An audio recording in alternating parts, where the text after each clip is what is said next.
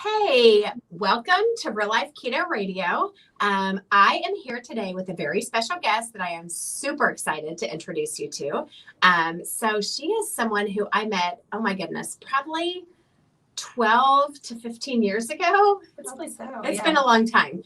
And we met her actually at the same place I met Rebecca, which was in a Sunday school class that we were all a part of. It actually is where most of my friends came from. Was this awesome Sunday school class. It was such a good class that we all did for years. And so Caitlin and I met there, but if you're watching this, you might be able to tell that she's a wee bit younger than us. But still we kind of connected and stayed connected. A big connection for us has been she also has 4 kids. And anyone out there that has 4 kids, it's like an instant bond because you get the chaos. But you're kind of crazy. Because other people that have like 1 or 2 kids, they say to me all the time, I mean, what do you have, 4 or 6 kids? Like to them, it's all the same because it's just like this big number. But anyway, so she also has 4 kids. She lives a little bit outside Lexington in the most adorable little city called Wilmore. In fact, we are moving there in a couple months. And Caitlin is one of the reasons why we love her so much. And I'm excited to get to spend more time with her there. But so we kind of knew, Rebecca and I both knew her, off and on for years. And then actually keto is kind of what brought us together more a couple years ago. So I'm super excited. Her story is a little different than any story that we've ever shared with you all before. So I'm very excited to share it with you. So I know you're in suspense, so I'm going to go ahead and introduce Caitlin to you. Caitlin, tell us a little bit about yourself. Sure. So as Bridget said, I have 4 kids. I have 3 boys and a girl. Boys are 3, 5, and 8, and the girl is 12. So we've also got the pre-teen hormones going on there. So our house is a little bit chaotic, but a lot of fun. Love being with them, and I stay at home with them, and we have a good time. So embrace the craziness. Embrace the craziness. I love that. And she is such a dedicated mom. I love seeing her pictures on Facebook of she does so many cute things with her family. Whenever I think of a Pinterest mom, I think of Caitlin because she's one that just loves to bake and do crafts with her kids. All the things you think you're like, at least I thought I was going to do with my kids, but instead it's just like one disaster after another, it feels like, compared to what she does. So she's a really inspirational mom. And I'm trying to think back. So was it maybe 3 or 4 years ago, you first reached out to me? Of course, Rebecca and I talk a lot about how we drink exogenous ketones. That's a huge part that is what brought us into this keto world. So you reached, how did that even happen? Let's see. Yeah, it was probably about 3 or 4 years ago. And I kept seeing Bridget posting about how she had so much energy. And I was like, wait, I need some of this. Where is this coming from? What is this magic drink? So I know I reached out, started drinking the ketones for a few years, started promoting them with you and enjoying that a lot. And then it was probably, a couple years after that, 2020, the year. Great year. What a great year that is. Yeah. That I came down with COVID early on. It was like March. And there were only about 3 people so far in Jessamine County who had COVID. So when I went to the doctor, they didn't even test me for it because it was so new. So I was really sick for a long time and couldn't figure out why. Finally ended up going to the ER. It was a long bout of this. And they said, oh, well, you have COVID. You're like the first one in Jessamine County. I'm like, well, do I get like a yard sign? Like I'm number 1. Is there a t-shirt? Do you get a t-shirt? Any kind of recognition here? So I ended up with pneumonia from the COVID. They said it looks like just glass in your lungs. And I was so surprised by this because I thought, well, I'm young. I'm, overall a healthy person. I'm active. I'm surprised that I came down so badly with this. And it really took me out for months because the pneumonia really takes you down. I mean, regular pneumonia takes you down. I don't think they know much about COVID pneumonia. So that takes you down hard as well. So it was months later that I was thinking, I need to just change my lifestyle. Clearly, I was not eating healthy or making the right choices. With kids, I'm sure Bridget can relate. With kids, sometimes you're just grabbing whatever's there, or because you're low in energy, you're grabbing sweets. Like, what is going to energize me right now? Like some carbs, some sweets. I know I'm always cleaning up kids' plates to not be wasteful. So I would love, before you go to the next part of your story, I think that's going to be super interesting to our audience, because I know it's, some people know of people that maybe have had this experience with COVID. And I think that's such a thing that we're all curious about right now, because we all respond so differently. But can you tell us a little bit more about what that was like for you? Did you wind up in the hospital? I did for a while, but it was not overnight. So they had me, because of the pneumonia, I was having trouble breathing. And I am not a sickly person. So when I say trouble breathing, like I was crawling to my kitchen to get water and then crawling back to the couch, like really bad trouble breathing. And so I did go into the hospital, but they said, well, you're right on the line. We hate to admit you if you don't need to be admitted. I remember the nurse looked at me and she was like, well, just come back if you can't breathe. And I'm like, okay. So, I think at the time, feels like it's going to be too late. I know. That's what I said. I'm like, well, I think at the time they were just scared, and I was scared, and everyone was scared because it was so new and no one knew what to do with it. I mean, they weren't touching me with a 10-foot pole. Right. So they wanted to keep you out of the hospital and away from people. I'm also curious what it was like with your family, for you being so sick for so long and still having a young family. I mean, so was Liam like 2? No, wait. He would 3. He had been.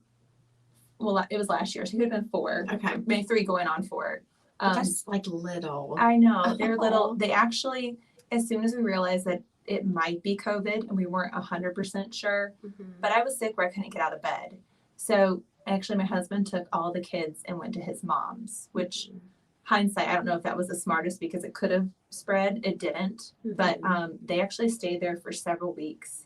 And my mom came and took care of me. Aww. So she was so sweet, bringing dinners and waters, and she had every essential oil going in the room. I was, so it was, it worked out fine, but it was a pretty lengthy sickness and recovery.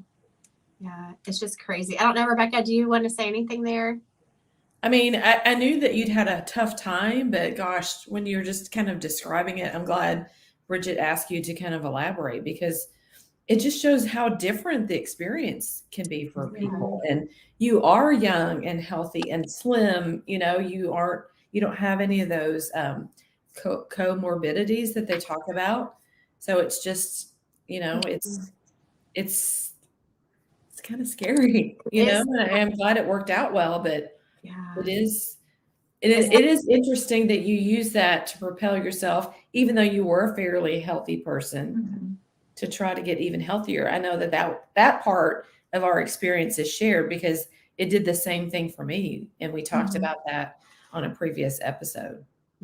Yeah. I mean, I think especially I think of where we are now, when we're recording this, we're coming up to 2 years into COVID.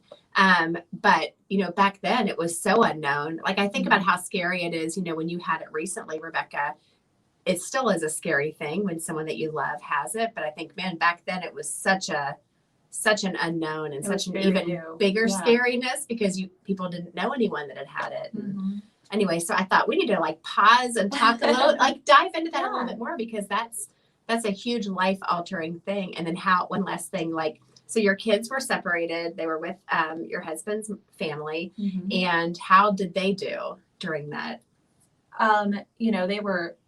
They obviously wanted to see mom. So we did a lot of FaceTimes, but I didn't let them know. We didn't tell them how sick that I was. I remember FaceTiming them even in the hospital, when I was trying to make sure it didn't look like, I was in the hospital, because I didn't want to worry them. That is such a mom thing to say to do, is it not? Okay. I mean, here you are in the hospital and you're like, I cannot traumatize my children. So I know. Right. Well, they definitely miss me. They're making me cards. They're making me cards and holding them up, on the FaceTime. But we just weren't sure, with it being so new. We were scared and didn't want the little ones to get it, thinking it could be detrimental. So, but I already know the rest of her story. I know you guys are wanting to know, but what I'm crying. I mean, I'm crying. It's just such a powerful story, but I love that out of that fear and out of that scary time, that you use that to completely change your health. Because again, I think we have, like Rebecca referenced, we have this misconception that if someone looks outwardly healthy, that they are healthy because, you know, she is slim and, you know, young and doesn't have pre-existing medical conditions. Right. It is surprising, and it makes you reevaluate that, like, what am I, how am I fueling my body? So talk about that. So you're recovering, your family comes back to you. What was that aftermath like? Yeah, I was going to mention too, like in the hospital, one of the doctors, you know, like I said, they didn't know much about it, but he said, your lungs will most likely not recover. He said, it will be like you were a smoker and you will always be susceptible to pneumonia and just problems with your lungs. And I think that was really my turning point where I was like, oh, they are too going to recover. Like, it just kind of made me mad. I was like, I've never smoked, you know, they should recover just fine. This is ridiculous. So I think that kind of made me determined. Sometimes when someone tells you like, that's not going to happen, you're like, Great. it is I love that. Instead of, that's a whole mindset thing. Obviously, instead of using that as a crutch and like to feel sorry for yourself and go into this victim mentality, you're like, oh no, you're not, lungs. That's right. Like, that is so powerful. It is. That's great. My husband said something to me the other day. I can't remember what it was, but it was something about aging or whatever. I threw up my hand. I said, I do not receive that. That's great. Well, that was just kind of what I did. I was like, no, that's not the case. You know, they're going to recover and it's going to be fine. So awesome. Okay. So then as your body is healing and you're getting back to normal, what made you choose the next part of your health journey? So as I'm kind of laying in bed and recovering, I started doing a lot of research on a couple of things the doctor mentioned to me. Was he said, if you can, do as much anti-inflammatory things as possible. So I didn't even know what he was talking about, to be honest. So I'm like, okay, what is anti-inflammatory? So I just am sitting there searching on my phone for ideas. And basically what I was finding out is dairy-free and gluten-free help a lot with helping your body not be so inflamed. So I thought, okay, I need to make some dietary changes to help heal my body from this. So yeah, it was really kind of the next step, is just searching, trying to figure out, because everyone has answers they want to tell you that are going to make you healthy. Sometimes you have to look for yourself. Yeah, so I think that's so important to kind of like be proactive about your own health, sift through that information, and just kind of find from different sources to evaluate and think, because you can find an opinion in every direction, but you have to kind of look at enough to think, okay, what really resonates with me, what fits. Yes, there are some things that are in science, but there are some things that fit some people better than others. And it's like just understanding and coming to that realization that what you put inside your body is affecting the inside, even if you can't see it on the outside, like Bridget said. And a lot of people don't understand, yes, dairy can be inflammatory, gluten can be inflammatory, and just outright carbs, you know, especially a lot of those that aren't from green leafy vegetables, like the starches and the sugars, that those cause a lot of inflammation in the body. And if you've got systemic inflammation going on in your body, then when other things come at you in life, whether it's stress, an illness, a virus, whatever, your body is at a less ideal situation to fight those attacks off. Yeah. Yes, Exactly. definitely. Yeah. So you were searching, you found gluten and dairy. And I mean, Rebecca said, like, those are the three big inflammatories, gluten, dairy, and sugar. Right. So, you know, I think for me, that's like the trifecta that I'm trying to go for. I can't do gluten at all, just do a little bit of dairy when I do, I'm like, oh, I should not be doing this. And, you know, I limit more and more my sugar. So it's a beautiful combination. So then what was next? So then I got into learning about macros and counting your macros, because like I said, I was just all over the place. Like if the kids needed mom to clean up their plate, you know, I was taking a few bites here, a few bites there. And when I started counting my macros, I was realizing I was not getting nearly enough protein, and I was eating just tons of junky carbs, like cereal. I mean, I would eat handfuls of chocolate chips, you know, just things to kind of keep going throughout the day. And I would say overall, I would have said to you back then that, oh, I'm pretty healthy. But even like sugary coffees, sometimes where the sugar's hidden and you don't think it's in there or that kind of thing. So I think the next big step was just counting my macros, seeing where I was at, and then seeing how I needed to change, which the kids hated this part, but I was like in the pantry, like throwing things out of it into a garbage bag because, we just needed some change. Yeah. So, I mean, you had a major why. Like, not only were you at like extremely sick, but you also had to experience weeks without your kids and seeing what that did to them. Like, that motivation is powerful, right? So you're just like, and I can't explain that to my kids, but you start looking at this crappy food. Oh, am I allowed to say crappy? You start looking at this food like, that is poison. I no longer look at cupcakes and think that they're cute, or donuts and think that they're cute. Like, I literally look at that and think like, that's poison to your body. Like, it really does shift your mind. So it makes you kind of angry. And I can see like the checking is just like, get out of here. I don't want you. I know what that leads to. Yeah. And I remember when I started doing that to my pantry, and I had all this food. So I was kind of at war with myself because I wanted to be healthier, but I'm also inherently frugal. And so I was like, well, this stuff isn't expired and it's still good. And should I give it to someone? But I kind of felt like I was given, like Bridget said, poison to other people, even though I knew that they were eating it and they were going to buy it. If I didn't give it to them, I still was like kind of at war with myself because I'm like, do I give it to them or not? And, like if we saw someone coming into our kid's birthday party, bringing a gun or a knife or some other kind of threatening thing, all the parents would stand up to protect, like in a line to protect the kids, right? But someone comes in with a big tray of cupcakes or sugary cookies and soda, and we're like, hey, kids. It is crazy when you start thinking about it. Like, you have to fight hard not to become like the weirdo mom. Okay, so you're checking food, your kids aren't loving it, but then what? Yeah, I was just going to say too that my kids eat dairy and gluten. So that's just me that abstains from those because of trying to get the inflammation down. I mean, if they had a legitimate reason to, I would, but they don't. So they still drink milk and they have regular bread. That's not a big deal for them. And they need a lot of carbs because they're growing. And I mean, it's so much of this is 1% better every day. And slowly you might take out more of the junky carbs. And even if they have other carbs, and you take out the junky dairy, like ice cream, even if they're having whole milk, you know what I mean? So it is a progression. And you can't, I mean, you all, if you're listening to this and you want to go cold turkey with your kids, don't. It doesn't serve anyone well, I can tell you. Yeah, the 1% better every day is a good way to look at it. Just right. And picking your battles with your kids. I mean, you're going into the teenage years with the first one. Right. Maybe that's not a battle that you want to fight right now, but I will tell you, because my kids are older, they're both college graduates now. When I started this journey, I got a lot of eye rolling and a lot of, oh my gosh, Mom, you're so embarrassing. And I can't believe you don't want to eat this. And why don't you, drink a soda, when they knew I wasn't drinking sodas much anymore.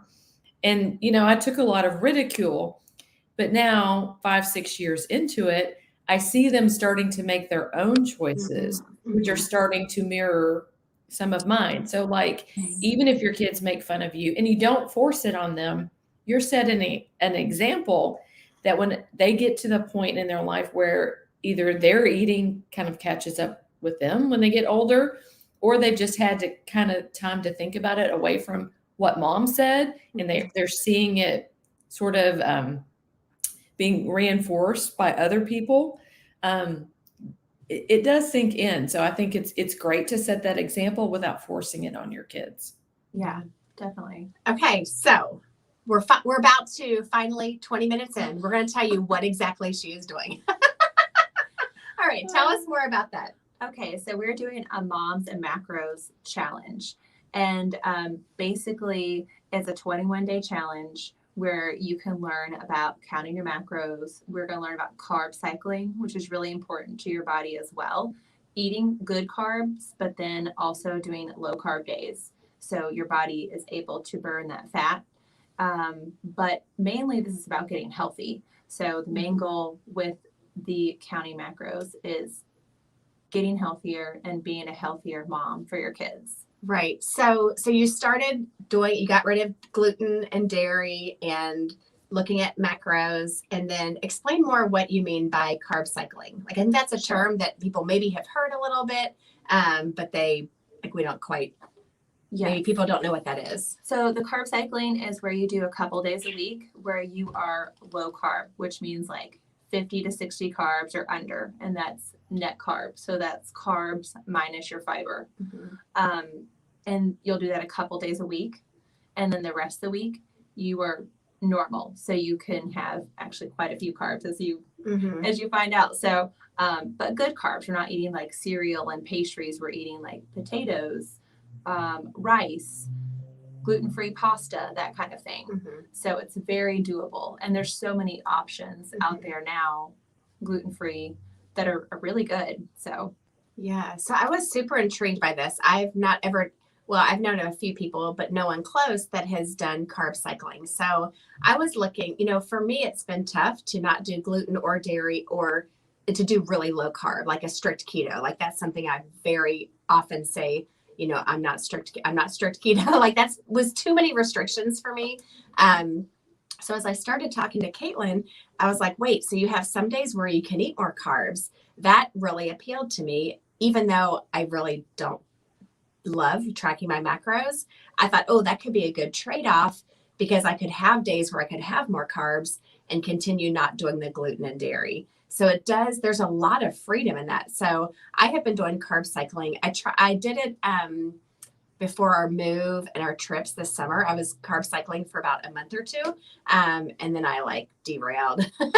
But now I've been doing it again for the last month or two. And I love the variety of it, because what was happening before is I was finding that I was eating just like bacon, avocado, eggs. I was just eating the same things over and over again.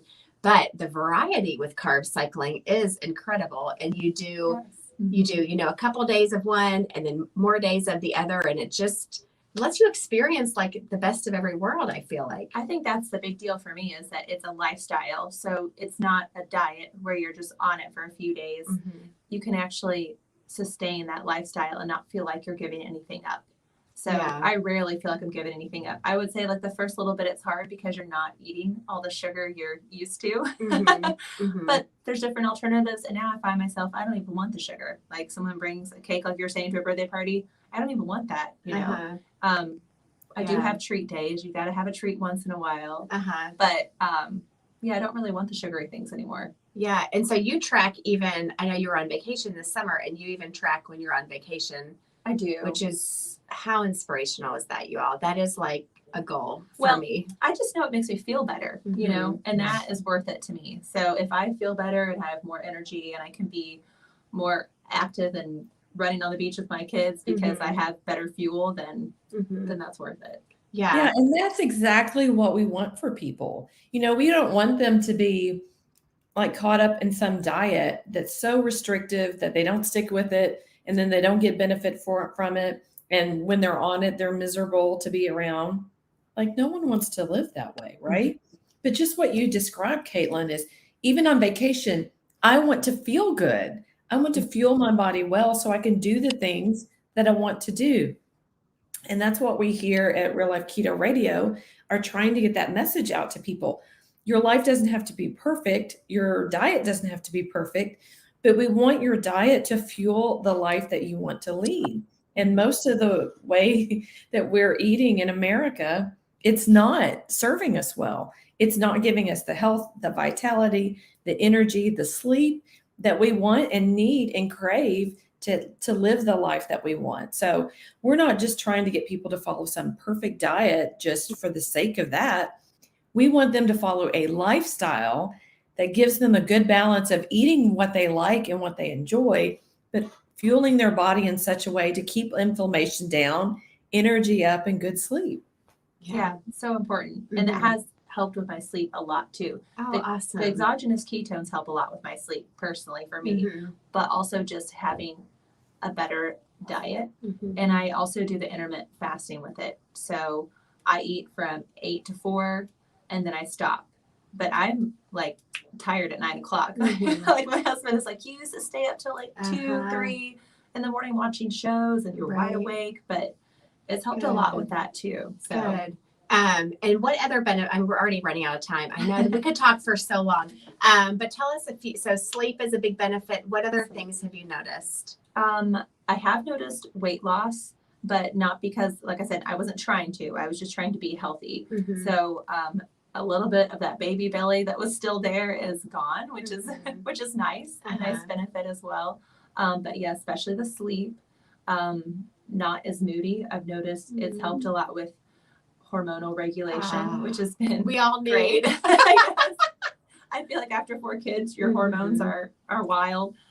So that's helped a lot as well. Yeah. Yeah. It's interesting that you mentioned that, Caitlin, because somebody that Bridget and I have interviewed before, he runs a medical practice in Kentucky, and his wife and he have their own podcast about keto, but she is huge on carb cycling, primarily for women and the impact that it can have on regulating their hormones. Like she feels like that's a really good fit for a lot of women to just kind of keep things kind of balanced and in order. So I'm glad you mentioned that. Yeah, I don't know all the science behind it because I'm not the scientist, but I do know that it helps. And that was a major thing for me. I mean, my husband even said, you're not nearly as, don't kill me, but you're not nearly as moody as you used to be. This is a test to see if you're going to be moody. Right.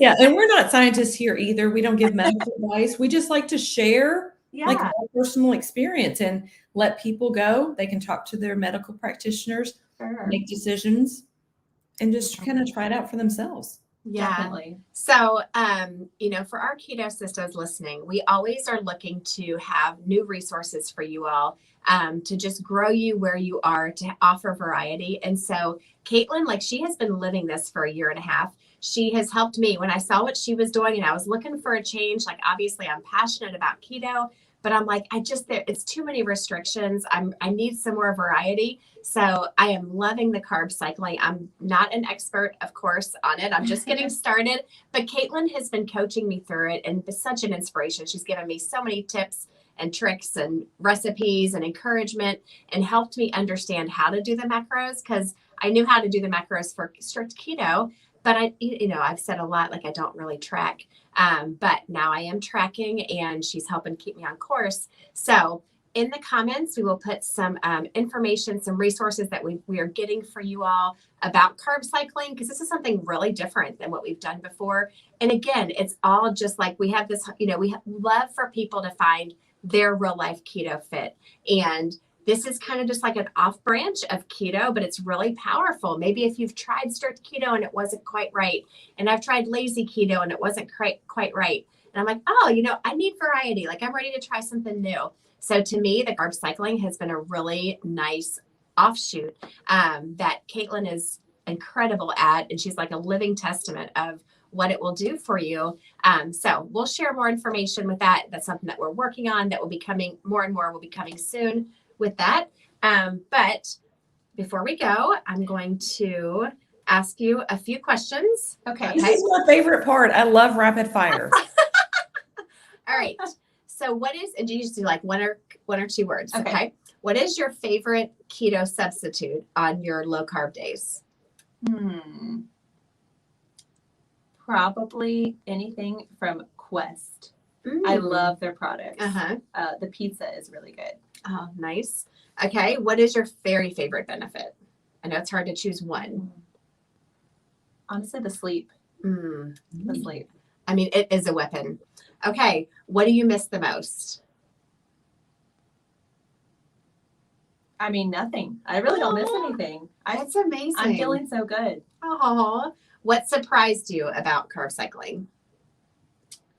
How many carbs I could have on the regular days. And I love carbs. So I'm like, I can have potatoes and rice. Yeah, I know. Sometimes we'll message each other like, are you kind of grouchy because it's a low carb day? Because we really do enjoy the higher carb days. What do you think is the biggest misconception that people have? Maybe that it's a trend, but I think there is a lot. Well, sorry, this is rapid fire. I'm going into the story. I know. It's impossible. We're so chatty. Go ahead. It's not. It's a great lifestyle. And there's a lot of research on it. And it is a little bit newer with the carb cycling, but it makes it really realistic and doable. If I can do it with 4 little kids, then you can do it. Right. It's so true. Like that's how I've never even pretended like true keto, strict keto was something that I felt like was attainable, but carb cycling is 100% attainable for me. It's been a much better fit. Okay. Do you test your ketones? I don't. Okay. That's all I right. just drink them. That's all right. And what is your best piece of advice for beginners? Really, it's goes back to what we were talking about earlier, is just 1% better every day, because the change with the macros and the counting and learning didn't come overnight. And I knew that, and I had to be patient and think, okay, today I can get to the grocery store and pick out new items, or today I can clean this out of my cupboard, or today I can do this. So it was just a little bit at a time. So you can do it. That's so good.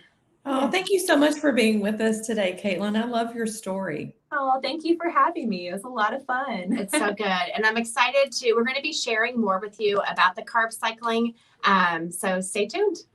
Sounds good. All right. That's it for now. Go create your best life.